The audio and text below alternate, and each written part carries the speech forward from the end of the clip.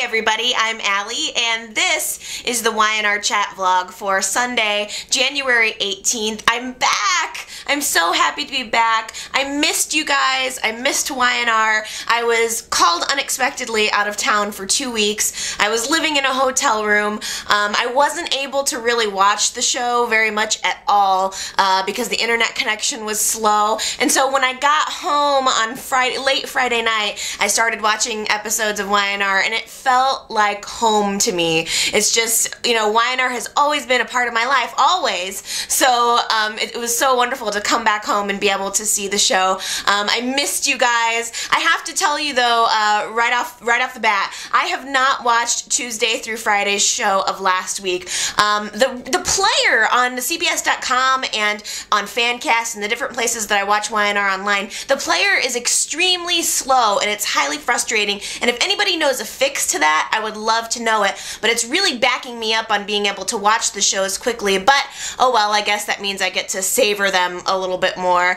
But anyway, so keep in mind that there may be some factors that I don't know about yet because I haven't watched Tuesday through Friday's show, but here are just a couple of my observations from early on in this week and into the week prior. I am so happy with the Katherines Death storyline. I think it has been well thought out. The money was strategically placed into the scenario so that Kay would be able to get herself bailed out of prison so that she would be able to get herself a lawyer, even though Michael is now taking on the case for free. The book of Katherine's memoirs that was written was strategically there so that she could help get her memory back.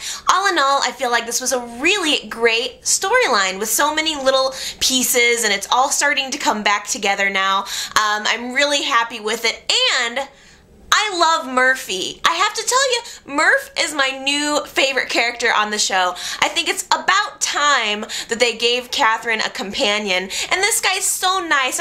For a minute there, it looked like maybe he wasn't going to stick around once she realized that she was Katherine Chancellor, but I really hope that Katherine keeps him around. They're a good little couple. They're a good little team. Keep Murph on the show, I say.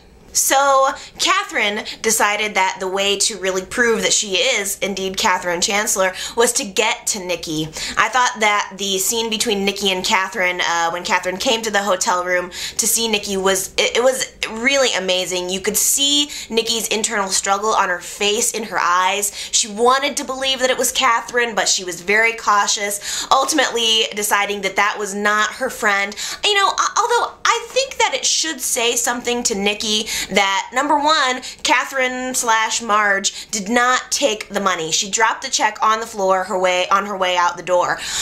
She also didn't try to lie about things. I felt that Nikki maybe could have picked up on the fact that Katherine was being very honest. There were things, you know, specifically that she could have, that Marge, if it was Marge, could have known from the book that she could have tried to play Nikki with. But the fact that the Katherine character was saying genuinely, I don't know, I have a feeling, but I can't give you details. Someone who's scamming you is probably more likely to try to give you details. So I think that that probably would have been an indicator to Nikki, but you can completely understand her wanting to be reserved about it. And I think likewise with Jill, I didn't hate Jill for having Katherine arrested. In a way, I felt that I empathized with her. You know, she felt that she had buried her mother. She saw her with Katherine's clothes on, with her jewelry on. So I feel like I kind of understand why everyone is so hesitant to say that Katherine is actually alive, but we have Kevin and Michael who are very closely on the case. We also have the Gloria and Jeff factor.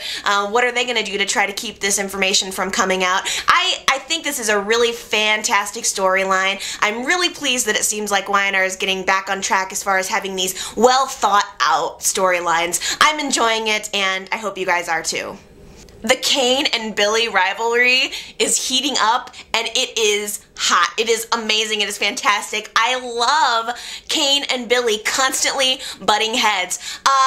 Kane has just decided that he's gonna go around punching everybody that he doesn't like. So a couple weeks ago, he punched this news reporter, and then last week, he punches Billy, just hauls off and hits him right in the face. It was fantastic. I'm loving all of the animosity between these two brothers. This is a great dynamic. The boxing photo shoot, that was amazing. Especially, I think, because it was shirtless. You know, that just goes to show that Y&R listens to its fans, because we've been asking for more shirtless scenes for a while now, and they gave it to us in twofold. You know, I think that this is gonna have to be the question of the week. Who would you pick if you were Lily, let's say, and there was no other, you know, factors out there? Would you pick Kane or would you pick Billy? You know, I like Billy a lot, I do. I'm still gonna have to go with Kane, because I'm sorry, after that shirtless photo shoot, it just set me over the edge. That guy has got a fine rockin' body. He is hot. And Billy, I kind of got turned off by Billy a little bit, because he's got like man boobs. Did anybody else notice that? Not like fat man boobs, but his pecs are just too big or something, and he's real big on top and small on bottom, whereas Kane is just perfectly proportioned. I mean, that man is a piece of work. So I picked Kane, but I'm curious to know who you would pick if you had the very lucky choice of being able to pick between those two brothers. Let me know, leave a comment.